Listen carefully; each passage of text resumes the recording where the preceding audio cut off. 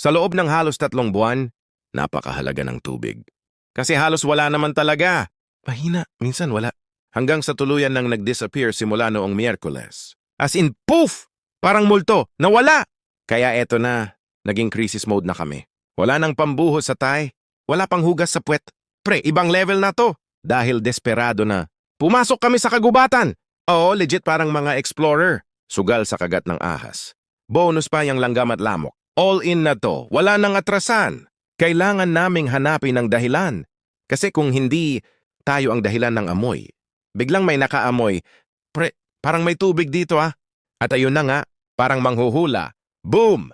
Nahanap ang source. Guess what? Putol pala ang linya. Grabe, sayang ang tubig.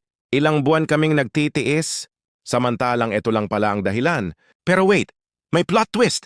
Wala kaming gamit. Oh, nakita na namin, pero wala kaming pang-ayos. Buti na lang. Mabait si Lord.